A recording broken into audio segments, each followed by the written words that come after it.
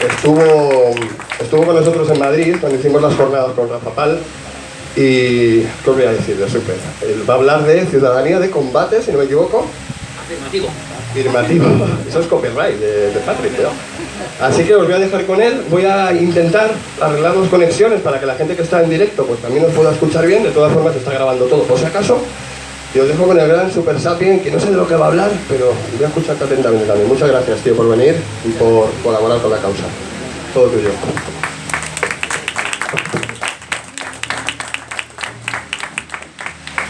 Buenos días, queridos amigos. Bienvenidos a la nave del Ministerio para hablar de la conspiración.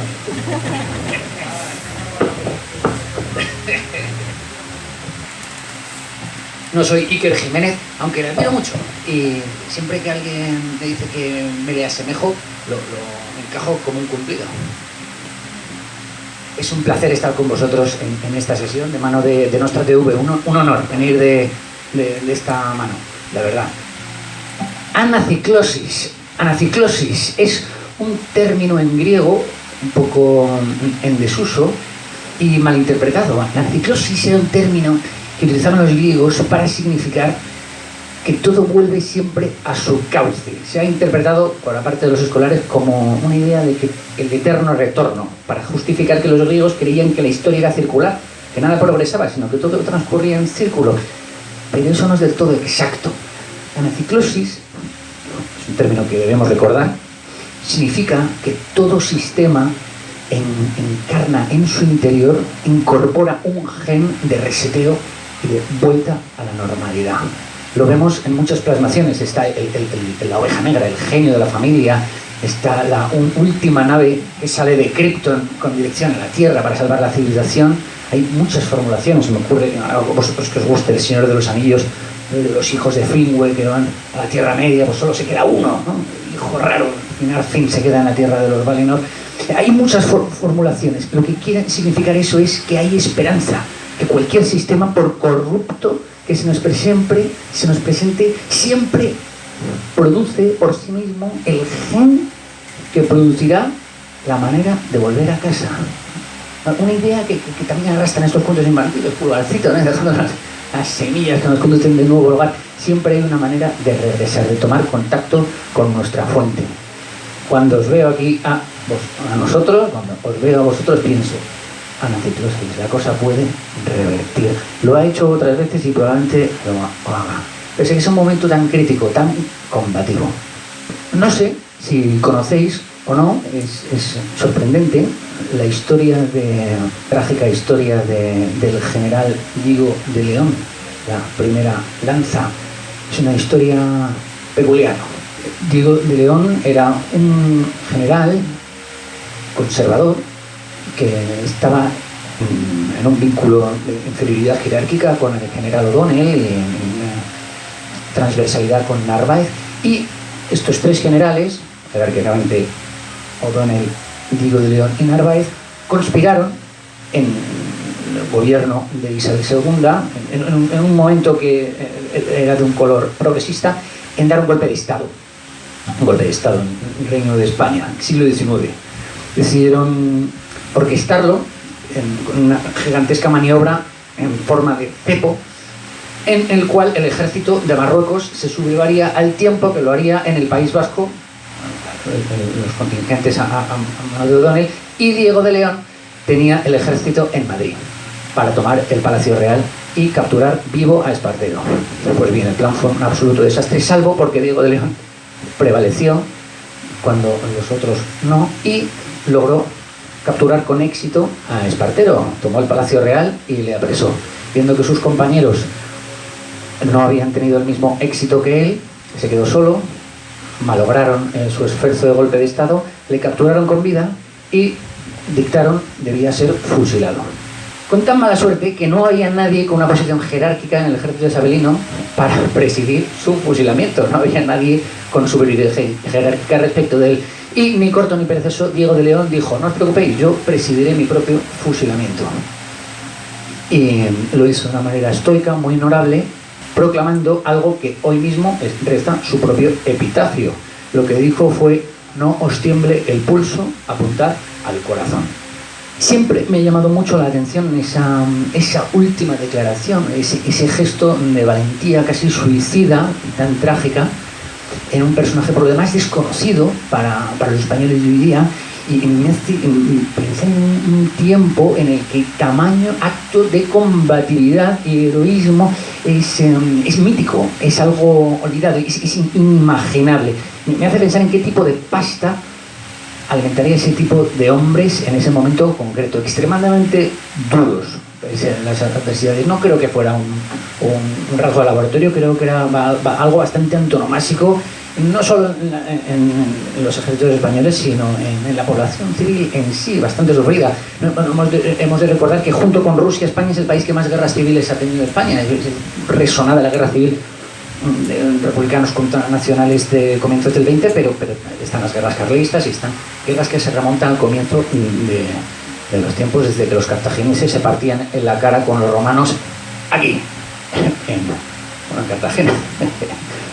De modo que el hecho de que sea algo tan aislado y tan combativo, un gesto de heroísmo, me hace reparar en las causas, y la única barrera que yo noto siempre misericordiamente inmóvil se llama, y la conocéis muy bien, corrección política. Es la receta para disolver este acto.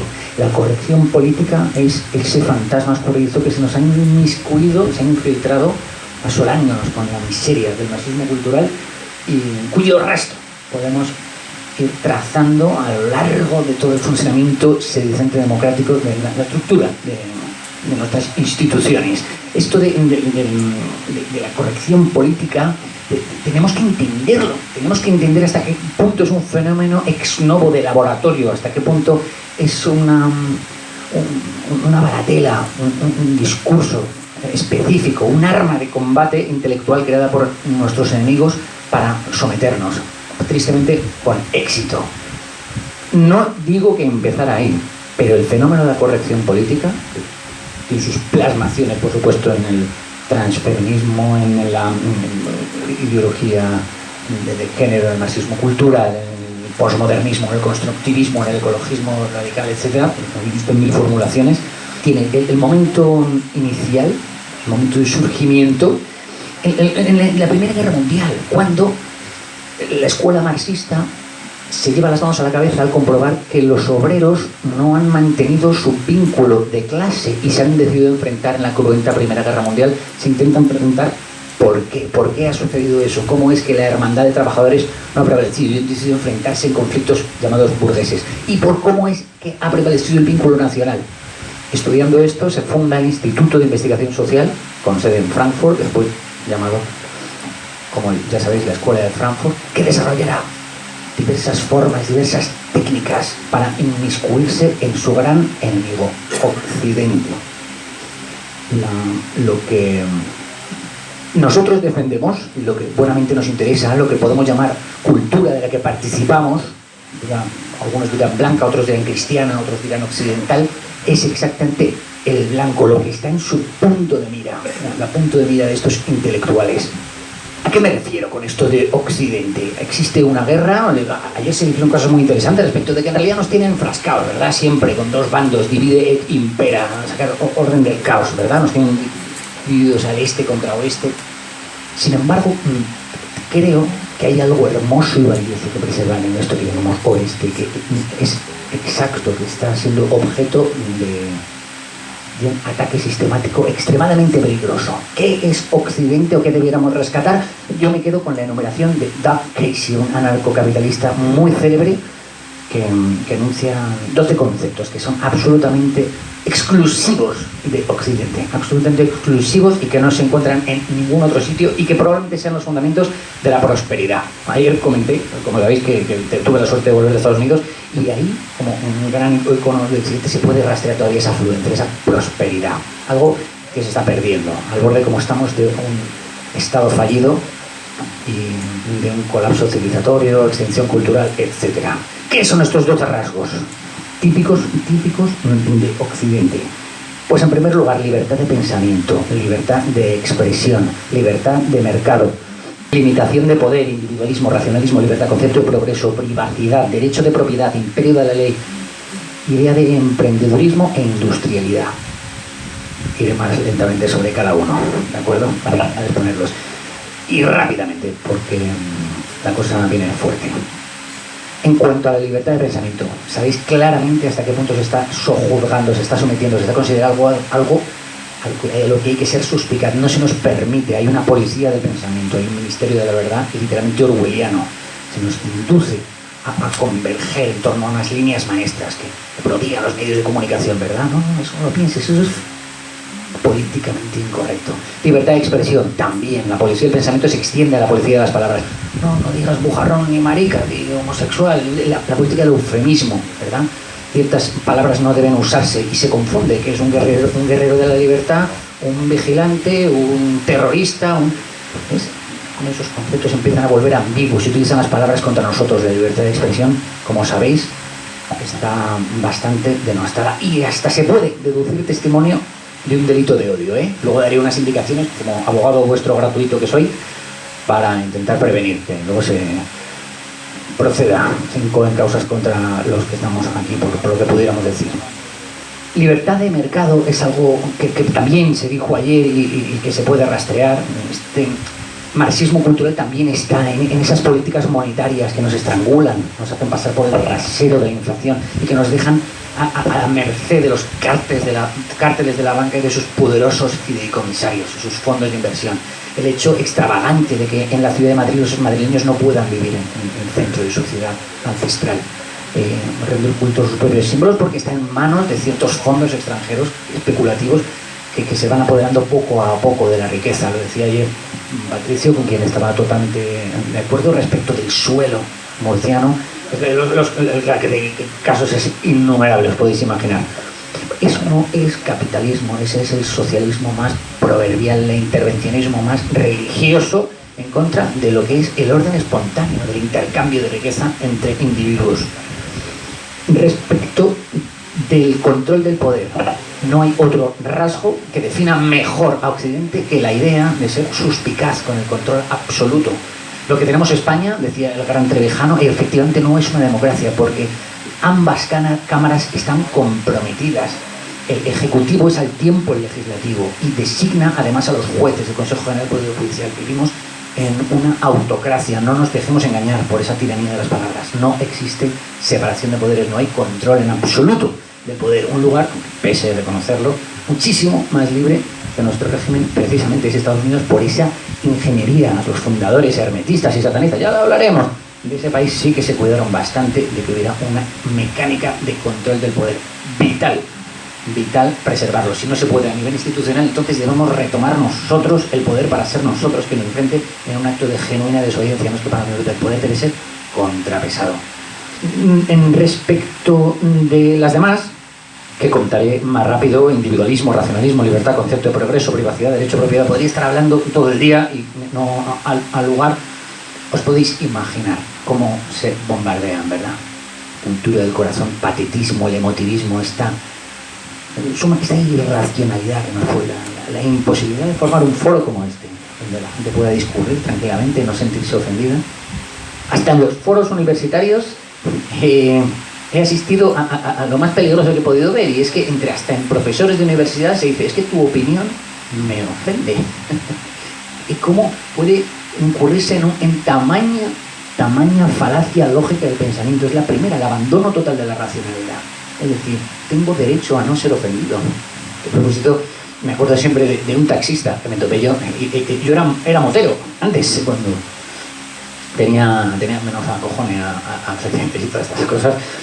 Me acuerdo que estaba yo muy obsesionado que me robaran mi preciada moto. Entonces siempre le ponía el bloqueo al manillar. Es que las motos se bloquean con el manillar inclinado a la izquierda, ¿verdad? Y un buen día arranqué la moto, me aceleré a tope y me olvidé de que el manillar estaba bloqueado. Imaginaos, empecé a dar vueltas sobre mí mismo, aparatosamente, me caí, me metí hostia, cuidado. En ese momento apareció un taxista que yo creo que se había alzado en voz de la España mayoritaria y me dijo algo muy resonante, muy antonomásico, que nunca lo voy a olvidar. Se acercó a mí y no me ayudó. Me dijo, yo estaba tendida en el suelo y tembloroso, me dijo: yo no tengo por qué asustarme. Me dijo.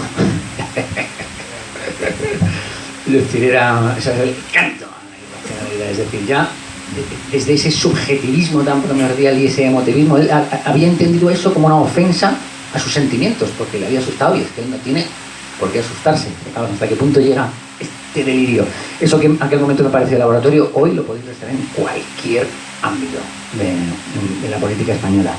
Por supuesto, sensacionalismo, discursos de panfleto, policía del pensamiento, que está por doquier. Por eso es necesario hacer una apología de Occidente, del oeste. Debemos mantener estas palabras en nuestro vocabulario y buscar su contenido genuino. No es de Carlas Travas, se nos pinta de, ya lo sabéis, Wilkin Blica, este autor tan tristemente célebre en las universidades españolas, con su cultura multicultural. Estas ideas tan de Open Society, Open Arms, de Soros, esta idea de no, la diversidad es nuestra gran fuerza. Esas ideas ilusorias, ese plan para convertirnos en una especie de cultura anónima, cobriza, sí, que simplemente está rendida a los dictados de esta y aquella marcas. Hay que resistirnos al grito, en parte también de Occidente, porque pese a que son de criticar, rastrean buena parte de los valores que estimamos más valiosos, hay que decirlo, hay que defender el oeste. ¿De qué? De la subversión ideológica. También se ha dicho muchas cosas que estoy diciendo, se rescataron ayer y muy sabiamente, y me quedé encantado porque dije, Dios mío, entre lo que ha dicho Sergio, lo que dijo nuestro camarada el farmacólogo, lo que dice Miguel, y tal, lo han ventilado, pero bueno, al menos lo voy a integrar y innovaré poco, pero dará sentido, ya veréis. La subversión ideológica, que llaman también guerra psicológica, que habéis oído en mil nombres, en guerras silenciosas. ¿Os acordáis de aquel manifiesto tan venenoso de armas silenciosas para guerras tranquilas? En palabras de Yuri Zelenov, el exagente de Rusia, es una manera de hacer una guerra cuando no se ha podido prevalecer con la fuerza de las armas, es decir, de una manera honorable, cuando no se ha podido prevalecer con arreglo al código del guerrero, del honor del pugilismo. Entonces se tiene que subrepticiamente colar uno en el subconsciente del enemigo. ¿Cómo? A través de subversión ideológica. Comenta cómo se hizo, a través de 4 fases. La primera, que ya se ha hecho con éxito, como comprobaréis, es la de desmoralización. Dura toda una generación. Se necesitan 15 o 20 años para volver inmoral a la gente, a través de una estrategia compleja, a través de todo tipo de medios, canciones, emotivismo, patetismo, cine, intervención, la educación, etc. Esa está superada. Y hoy día España, venga nos pese, excepciones hechas en lo que podemos ver aquí, por supuesto, es inmoral. No utiliza en su lenguaje los términos de valores, no invoca ningún precepto moral, no considera que los ideales tengan algún tipo de motor en su acción diaria. Es inmoral, ha prevalecido la desmoralización. La segunda fase es la desestabilización. Que acaba de concluir ahora, y lo comprobaréis. Se trata de tensar un poco las cuerdas a los países. Esa es la segunda manera, la segunda fase de la subversión ideológica. Es decir, se la estrangula con la inflación, con la conflictividad, con los atentados, con esos residuos de aluminio, con el envenenamiento sistemático, con la guerra climática. Hay que meter un poquito más de presión en este pool moral. A ver cómo reacciona. La tercera fase en la cual nos encontramos es la fase de crisis. Estamos a punto de darnos de bruces con ella. Luego daré algunas recomendaciones para cómo invertir vuestra cartera en momentos de crisis. Obsesivamente me he intentado cuidar mi portafolio para el efecto y que luego he podido sacar unas cosas en limpio, y por supuesto hay que hablar también de nuestra cartera. Es importante, parte de nuestra ciudadanía, parte de nuestra libertad, por supuesto. La crisis está a la función, está por venir, no nos llamemos al error. Entre otras, bueno, y es que eso además, no solo sacar la pasta del banco, comenta Miguel, por supuesto, dejarla en manos de los cárteles de la criptosinarquía es una idea temeraria. Eso sí que es inversión de riesgo, dejar el dinero en el banco. Y al tiempo un arma política, como he oído decía Sergio también. Qué cosa tan inventiva y qué buena idea, por Dios, hay que promocionarlo. Aplaudo esa iniciativa, por supuesto. Y la cuarta fase es la fase de colocar a la gente de espaldas a la pared y entonces empezar a acribillar. Es la fase de, irónicamente, normalización, como podéis entender de una manera eufemística. Cuando se diga que no pasa nada, está todo normal, cuando todas luces esté todo hecho un desastre. Uno de los países donde tristemente más he notado esto ha sido Argentina. Estuve hace poco en Buenos Aires y es un relato sombrío, es un espectáculo triste, es un estado fallido, una ruina, pese a lo hermoso que fue, que es una verdadera pena de lo que puede llegar a ser esta subversión ideológica. La subversión ideológica se ha producido en las fases relatadas, somos víctimas conscientes, al menos aquí, de los esfuerzos del marxismo cultural y todo su gran imaginario. Se puede rastrear, lo seguro, lo vi yo estudiando Derecho, estudiando Ciencias Políticas, estudiando másteres en Teoría Política, que mi generación además era el blanco predilecto. A mí se me enseñó el Derecho en su faceta crítica, porque esta escuela de Frankfurt se llama también escuela crítica. A mí se me enseñó la teoría crítica del derecho, la teoría crítica del liberalismo, la teoría crítica de la política, la teoría crítica de la economía. Ya, me lo daban siempre desde esa faceta, siempre. Y encima, el máster de Relaciones Internacionales y Teoría Política que hice era también de estudios africanos, así lo cuentan, ¿no? Hay que verlo siempre desde la perspectiva suspicaz con Occidente. Hombre, hay que verlo, no, si intenten mal, hay que verlo desde la perspectiva africana, desde la perspectiva indígena, desde la perspectiva de los desamparados, de los abatidos estéticos, de quien sea, ¿no? Ante eso, la única fuerza que puede sacarnos de aquí, que se ha invocado ya y que nosotros constituimos mediante, es la ciudadanía. Ciudadanía. El título de esta ponencia es Ciudadanía de Combate. Ahora explicaré por qué de combate. También quería llamarla vertir sal sobre la herida maquiaveliana. Ya os explicaré por qué Maquiavelo es un autor de invocar y debemos conocerlo bien. Por cierto, un gran admirador de España, Maquiavelo. No se suele comentar. O razón de Estado civil, razón de Estado. La razón de Estado es un concepto político que debemos manejar, debemos estar familiarizados con él. Ahora os explicaré qué es eso que Maquiavelo llama la ragione di Stato. La política hoy día no es lo que nos han dicho, no es lo que vemos cuando encendemos el canal de noticias políticas, no es lo que hacemos cuando vamos a votar, no es lo que hacemos cuando vemos una revista crítica en el ámbito de la política. La política es algo de lo que estamos privados, pero que gracias a Dios creo que se está haciendo, ¿no? Nosotros también somos un testimonio de ello, como os lo dije, porque la política es la propiedad del ciudadano. La ciudadanía ejerce la política y la ciudadanía no es solo el hecho de estar en la ciudad, es un estatus de madurez, que se confería también en España, en todo tipo de sociedades, al cabo de un proceso ritual de iniciación, para estar preparado. El último vestigio que queda era la mili. Ostras, hay un ritual que inicia a la gente en la madurez y en la masculinidad. Vamos a suprimirlo rápidamente. El último que quedaba, ¿no? Hay muchos, también en la comunión cristiana estaban incluidas estos, el Bar Mitzvah judío. Me podría contar millones de estas cosas. En el canal Super Sapiens lo abordo bien, que hacían los Ojibwe, que hacían todo tipo de culturas, Guatemala, Argelia, todo el mundo era unánime en este extremo. Cómo se entregaban las armas, cómo los hombres, también hablaré de las mujeres, se iniciaban en la faceta de su arquetipo central, en el espíritu del guerrero. Creo que hay varios aquí, igual me complace bastante. Yo hice mis pinitos en las Fuerzas Armadas y puedo acreditar que hay guerreros por ahí sueltos, pero su ciudadanía, os aseguro forzosamente, es ya de combate. Es un acto combatido y casi delictivo, por lo que os comento. Ese estatus de madurez está profundamente arraigado en la psicología de hombres y mujeres, sus distintos procesos rituales. Y para significar esto, realmente apellido sabe también, debíamos, bueno, se abordan muchas facetas, quizá yo os pueda ayudar desde la perspectiva psicológica, ¿de acuerdo? Hay que abordar los arquetipos masculinos más primordiales, ¿de acuerdo? Los masculinos son el rey, el amante, el guerrero y el mago. Gracias, Trini.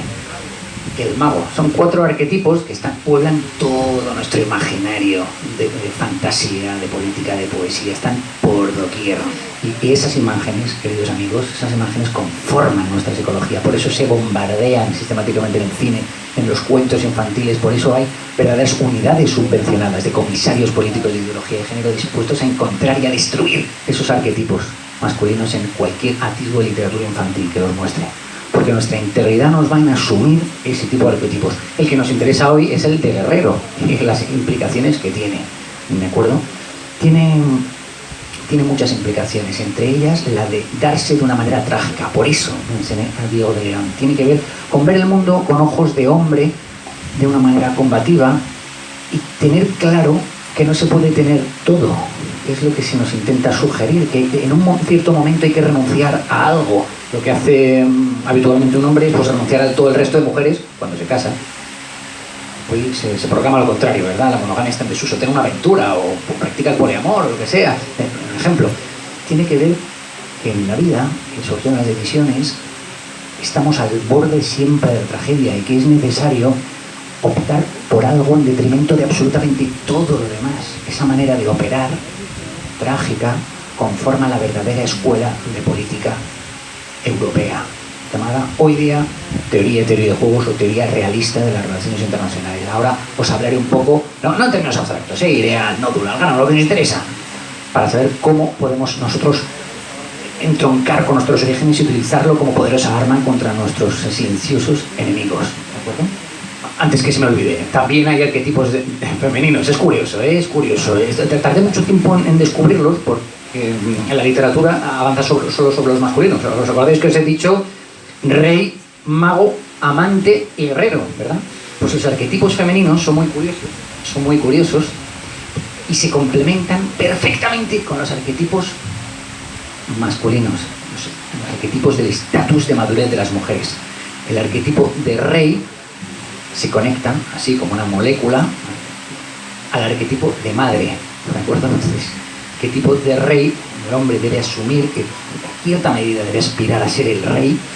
La mujer debe ser, en ese momento, la madre. El arquetipo de mago en los hombres, el sabio, el experimentado, el científico, ¿no? Tiene varias facetas, se conecta con el arquetipo de anciana, la sabia, la curandera, el arquetipo ancestral de la mujer, ¿de acuerdo? Entonces, como pese a que la imagen arquetípica de mago, pues, un hombre, los más conocidos, genial, tenemos a Einstein sacando la lengua, si es que Einstein, este señor, tuvo algo de sabio en realidad, o lo que nos vende la cultura moderna. El de la mujer siempre ya es como la vieja, la curandera, la gitana, la sabia, ¿verdad? El arquetipo de amante, en el caso de los hombres, se topa con el arquetipo de guerrera, el de la mujer, es el de la virgen, el de la sacerdotisa, el de la cazadora, el de Diana. Por eso las relaciones heterosexuales están condenadas a sufrir, porque cuando el hombre es amante se topa con la guerrera. Y el arquetipo de guerrero se topa con el arquetipo femenino de la muerte, ¿no? Tan célebremente representado en esta copla llevada a himno de la legión que todos conocéis. Esto era una curiosidad, pero quería hablaros de los arquetipos y hasta qué punto debiéramos indagarlos y de por qué no solo se nos bombardea con lluvias, gota fría, etcétera, sino también, tristemente porque sea más importante, destruyendo las imágenes que pueblan nuestra imaginación, nuestras novelas, nuestras películas, los cuentos infantiles, todo. Hay que cuidar esas imágenes. Nosotros nos creamos a partir de ellas. ¿Qué viene entonces? ¿Qué viene? Viene algo, amigos, que derrumba nuestra civilización. Es importante hablar de eso allí. Es el colapso del contrato social. ¿De acuerdo? El colapso del contrato social. Por eso a veces no es tan importante verlo en términos estrictamente españoles, pese a que yo lucharé, por supuesto, porque sea en esos términos la victoria de esto. Pero el Estado en sí, el Estado sí ha muerto. Es fallido. El contrato social que lo amparaba, por el cual nosotros entregamos nuestra autosoberanía a un leviatán a cambio de cierta protección, de cierta potenciación, nos ha decepcionado y lo va a hacer en mayor cuantía. Se ha hipertrofiado. Trabajo para la Administración Pública Española, en el CSIC, os puedo hablar de primera mano. El Estado solo sabe aumentar de tamaño y pedir más presupuesto, a cambio de muy poca productividad. Es una máquina deficiente que está a punto de morir de cáncer. Ante el colapso de ese contrato social, no queda otra opción que devolver ese poder, esas prebendas que ofrecimos a cambio de protección del Estado, devolverlas a nosotros. Estamos al borde de la extinción cultural, ya se ha dicho aquí, ¿verdad? Se está haciendo una sustitución étnica en España, se está produciendo una división de clases sin precedentes, los activos españoles están disueltos, la deuda pública, no nos engañen, no es del 100%, es de más del 170% a día de hoy. La página de Debt Clock os muestra, a tiempo real, es la que mencionaba Nostra ayer, os muestra exactamente cuál es la deuda contraída por el Estado español y la deuda de los restos de países, a tiempo real. Hay que practicar la desobediencia civil, no nos queda otra. Y las funciones tradicionalmente atribuidas al Estado, las sabéis perfectamente: seguridad, ya sea seguridad civil, seguridad social, intervención del mercado, el control, cohesión social, mantenimiento de los valores, debemos retomarlas nosotros. Porque si en un acto de confianza y de inercia decidimos, no, que sean los políticos, que sean los poderes fácticos, que sean los bancos, que sea la casta, que sea la clase, nuestros políticos, y seguimos quejándonos y diciendo que no hacen nada por nosotros, estamos olvidando que ya eso ha pasado, de que la responsabilidad vuelve a ser generalmente nuestra. Es un momento en el fondo hasta erótico, hay que sentirse agradecidos de que se nos haya dado esa libertad, es decir, esa responsabilidad de poder genuinamente retomar las dos cualidades que convierten al verdadero ciudadano. Desde la época de Maquiavelo no se podían ejercer: uso de la razón y uso de la fuerza. ¿De acuerdo? Ha tenido muchas formulaciones. La verdad es que Maquiavelo lo llamaba armas y virtud. Maquiavelo, y cuando se referían muchos más en Europa, decía que en España estaba armado hasta un niño de 4 años, que era un pueblo tan absolutamente conocedor del código de las armas que era consustancialmente honorable. Y entonces es cuando empieza a hacer esta extraña correlación, esta especie de reflejo, esta simetría entre el mundo de las armas y el mundo de la honorabilidad. Yo hasta que me metí en una escuela de boxeo no pude entender que eso era plástico, era exacto. Hasta que el mundo del combate. Ha tenido que venir la tercera película de John Wick, y Paces para Vellon, para saber que eso es una realidad. Que prepararnos para la guerra es algo intrínsecamente pacífico, que orilla a ese niño pusilánime que chilla, que se muerde a la cojones y que saca a un ser calmado, calmo, reposado, flemático, el gorila de espalda ladeada, ¿verdad? Armas y virtud. Virtud, el uso de razón, llamaré moral, llamaré también ética. La utilización de nuestra inteligencia y de nuestros valores es algo fundamental, queridos amigos, y es el primer objeto de destrucción. Mantener nuestra integridad aquí arriba, aprender a razonar, apagar la televisión de una vez, escuchar música de calidad, no solo ese bombardeo malsonante de baratijas sonoras con las que se nos pone. Cuidar esto de aquí arriba, actuar con valores. ¿Para qué? Para retomar a esto que se comentaba también ayer, a ser lo que nos hizo prevalecer en Europa y en el mundo, una sociedad de alta fidelidad, es decir, de alta confianza, donde hombres libres sean capaces de establecer pactos y cumplirlos, con una cohesión, un apretón de manos y ya, queriendo significar que lo que se hacía y punto. Es decir, con marcialidad, con combatividad. Dicho esto en Cartagena, creo que tiene hasta más resonancia. Espero que empuje más esto que quiero significar. Hay varios capítulos, os recomiendo. Iba a traer el tomo de libros, lo iba a traer, de hecho, no, Trini, vamos a dejarnos en la autocaravana en la que hemos venido a abrumar. Os invito a que leáis El Príncipe, discursos en la primera década de gobierno de Tito Livio, que miréis hasta qué punto se fundamenta, se hace una radiografía de hasta qué punto las armas y el uso de armas provoca la virtud en los países, de que el mundo crea hombres. Ojo, no estoy haciendo ninguna apología de que todos aquí empecemos a comprar armas prohibidas, que no, ya se me atribuiría un delito de apología del terrorismo. No. Sí invito, por supuesto, a que en la medida de lo posible conozcamos y de una manera legal se empiece uno a iniciar en su uso, en su disciplina y en su moralidad, en el código del guerrero. Mi maestro en teoría política, un hombre que tristemente falleció hace unos años, Rafael del Águila, escribió un libro que podría haber dado título a esta pequeña conversación que estamos teniendo, y se llamaba La senda del mal. La senda del mal. Ahí hacía una crítica, se llamaba la crítica al ciudadano impecable y al ciudadano implacable. Él, con ciudadano impecable, se refería a nuestro ciudadano normal, liberal. Suele ser más progresista en realidad. Es el ciudadano que no cree que haya tragedia, que no haya ningún problema en el fondo, que todo debería ser resuelto ya, y que si hay un problema es por la corrupción natural de los políticos, porque si se potencia la libertad, se potencia el tiempo de la igualdad, y se potencia el tiempo la creación de empleo, y se potencia la comunidad y la estabilidad, y todo podría venir a la vez. Es el ciudadano impecable. Yo pago mis impuestos y pongo unas vallas alrededor de mis propiedades, no quiero problemas, todo debería de ser como una seda. Y luego está el ciudadano implacable. Lo conocemos más en política, y es el ciudadano que no mira, no escucha a sus adversarios políticos, y está convencido de que si sus ideas se llevaran a cabo de una manera implacable, sin excusas, sin chistar, sin excepciones, todo iría como una seda. Cualquiera de nuestros políticos es un ciudadano implacable. Todo el mundo está convencido de que el resto son unos gilipollas mentales. Es curioso. Cada vez más partidos y cada vez más convencidos de que el resto son unos imbéciles. Joder, por términos probables, con esa cuota de 15% de razón que debe tener cada uno, lo más probable es que tampoco tengan ellos razón. Ciudadano implacable, ciudadano impecable frente a eso que se yergue. Eso es una sombra, amigos. El verdadero ciudadano debe ser ético. Debe saber, joder, que no se puede potenciar el tiempo, libertad y seguridad. Que eso está reñido. Las armas son peligrosas, eso es muy inseguro. Claro, pero es que la defensa de nuestra libertad requiere también lidiar. Hay que ser político, es decir, hay que mediar entre los extremos. Seguridad está rivalizada con la libertad.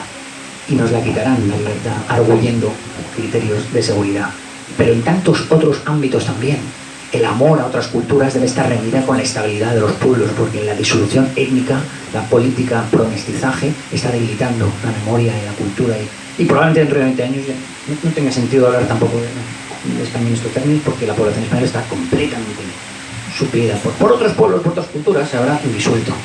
El verdadero ciudadano, si ha asumido máximo el estatuto de guerrero, debe entender que está en lucha constante. Los principios están en lucha entre sí, y de ahí surge la ética, sabiendo que el combate, queridos amigos, el título de esto que os comentaba, la ciudadanía forzosamente es pugnar. Nosotros tenemos que prepararnos para justificar, para combatir con cualesquiera antagonistas, y hasta también con nuestros correligionarios también, por supuesto. Lo comentaba, seguridad ciudadana, seguridad social, intervención del mercado, estabilidad cultural, todas las prerrogativas que habíamos entregado al Estado, puesto que el contrato social se ha rendido, acaba de salir también el Bitcoin, el dólar ha perdido su estatus de reserva de valor, y las relaciones van a volver a ser peer-to-peer, van a ser completamente descentralizadas, y el Estado pierde también significación en ese tipo de contexto. Se tiene que recuperar. ¿Cómo? ¿Cuál es la acción ciudadana? Se han lanzado muchísimas buenas ideas. A mí se me ocurre que es evidente que hay que volver a la idea tradicional, castiza, española, de hermandades, peñas, cofradías y sociedades secretas. Es evidente que nuestro poder es asociativo, no es físico. Debemos establecer vínculos entre nosotros y procurar que nuestras acciones, en todos los planos, político pero también económico, debe ser a través de nuestros camaradas. Establecernos de una manera transversal y lograr a través de ese vínculo intervenir en todos los planos. Se me ocurre, imaginaos, os pongo un ejemplo. Si todos los aquí presentes decidiéramos invertir nuestro dinero de una manera conjunta, provocaríamos un enriquecimiento brutal. No solo tendríamos comprado un establecimiento como este, ya sería literalmente nuestro, sino que podríamos sacar rendimientos, tendríamos aquí a nuestras familias que podríamos educar con arreglo a nuestros propios valores, esos aspectos de la sociedad civil. Cuando es efectivamente operativa en un sentido transversal, son exponencialmente productivos. Por eso se nos tiene tan individualizados, tan atomizados. Eso es un criterio de acción ciudadana, decía Sergio, que no lo sabía, pero decía lo de la guerra de guerrillas, que por supuesto, que tan brillante. De hecho, se alude en El Príncipe de Maquiavelo a la manera de combatir de los españoles, que es así.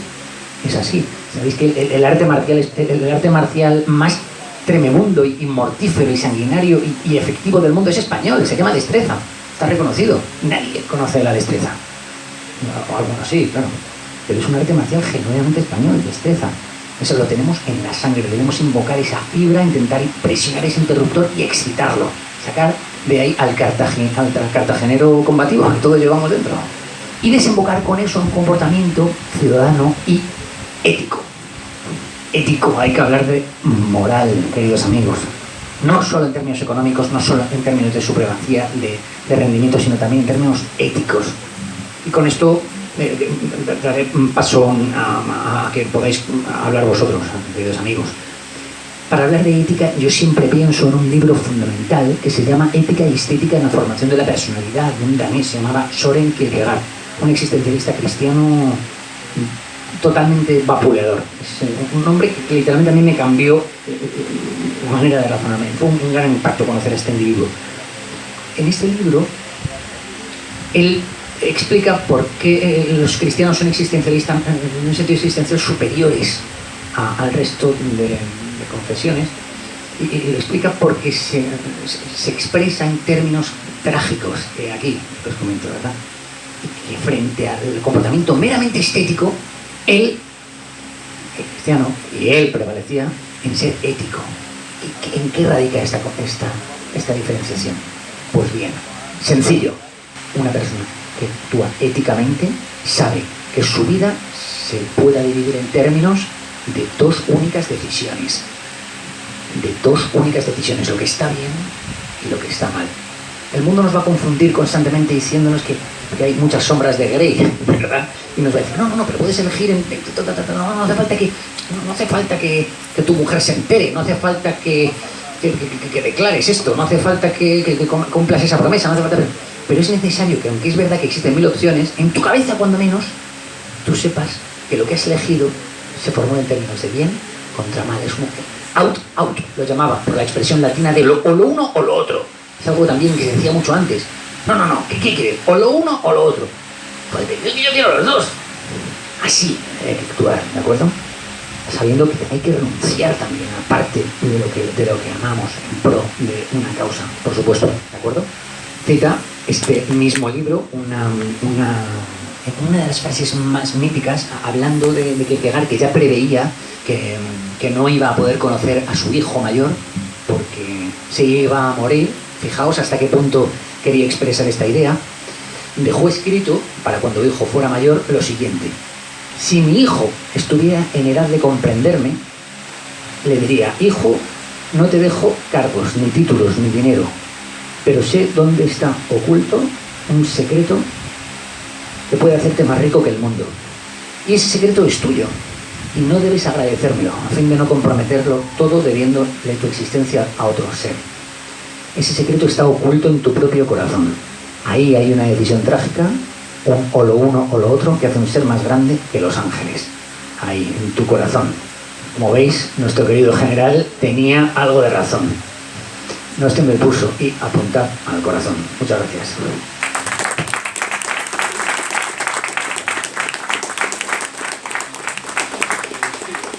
No sé si queréis comentar algo, hacer algún tipo de declaración o pregunta. Hola, buenas. Me llamo Manolo y, bueno, me estaba llamando Miguel todo el rato. Soy Manuel. Bien. Manolo. Pues, joder, ahora se me ha ido la olla. Quería... Ah, sí, lo de democracia, ¿vale? O sea, cuando se ha acuñado el término democracia, pero el término democracia no, como término no es tal. Cuando se fundaron los Estados Unidos, la palabra democracia por allí no aparece por ningún lado. Es un sistema de representación de partidos políticos, porque la verdadera democracia empezó en Atenas, una ciudad-estado, y la base es la pirámide al revés. El pueblo, los ciudadanos de una ciudad, proponen por sorteo al político y le dicen los ciudadanos lo que necesitan, y ese que eligen por sorteo lo tiene que hacer bien, y si no... Sí, de hecho era un término muy peyorativo. Decir que algo era demócrata era unívoco a decir que era vulgar. Es como decir, no, esta moto es muy democrática, a mí dame algo de calidad. O sea, que nos venden la moto con la democracia, pero no es democracia, o sea, en ningún sentido. Los que hay ahí son partidos políticos que hacen su conveniencia. Y a nosotros nos vienen con la moto de, oye, que si el cambio climático es culpa nuestra, todo para sacarnos pasta, que no saben ya qué inventar para sacarnos la pasta. Y nosotros tenemos el poder porque somos muchos y nos necesitan, que es lo que estábamos hablando antes, que si nos ponemos todos de acuerdo, al hilo también de lo que decía Sergio, de la guerra de guerrillas, que nosotros somos expertos, tenemos que tirar la piedra, escondernos para que no nos localicen, y cada uno haciendo su miguita, y también apostolando, que lo conozca todo el mundo. Sí, poquito a poco, pues... Sí. Solo, estoy en línea con tu indicación, sí. Sin duda. Pues nada. Hay una pregunta por aquí también, me parece. Hola, buenos días. He estado escuchando con atención lo que has dicho y hay la verdad que nos has mostrado. Todo se reduce a escoger entre el bien y el mal. No hay otro. Pero el problema es saber qué es el bien, saber qué es el mal y cómo aplicarlo. Pero es que además, lógicamente, es de escoger el bien, pero el bien está relacionado con la verdad. El bien no puede dejar de ser verdad y la verdad no es relativa. La verdad siempre es absoluta, de lo contrario será una verdad parcial. Pero es que además, cuando nosotros escogemos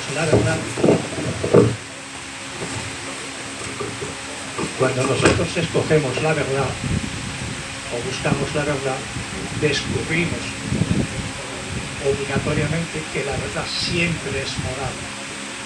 Por lo tanto, la verdad, la moral y el bien siempre es algo que es complementario y no puede disociarse. Si lo disociamos, estamos yendo al desastre. Los cristianos, nosotros decimos que todo esto se concentra y emana de Dios. Sin embargo, nuestra sociedad relativista, materialista, nos hace desposeernos de la espiritualidad, que es parte esencial del ser humano. No existe ningún ser humano que no sea espiritual.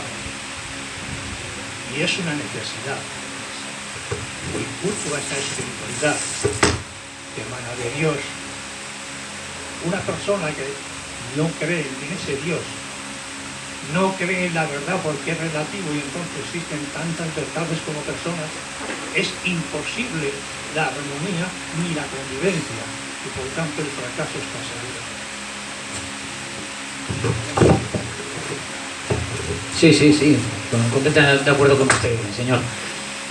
De hecho, sí, en apoyo, en suscripción de lo que dice, considero que nuestro gran reto es iniciarnos en la verdad, por supuesto, y por eso creo que más bien que un mero acto de conocimiento es más bien un proceso de iniciación en ciertos misterios, ¿no? En la verdad, en un cierto... en el misterio de este mundo, ¿no? En el misterio de nuestra propia existencia, para lo cual hace falta mantener nuestra integridad al máximo posible, mantener ciertos vínculos con la tradición, con nuestro linaje, con nuestros compañeros, por supuesto con los textos sagrados, que nos permita ir haciendo una cierta cota de madurez, que nos haga más sensibles, con más grados, o sea, más dado para nosotros estar llamados a ejercer la verdad y a practicarla, y a ser libres, por tanto. O sea que sí, estoy en línea con usted. Gracias. El abogado gratis. Muchas gracias. Pues vamos a dar paso.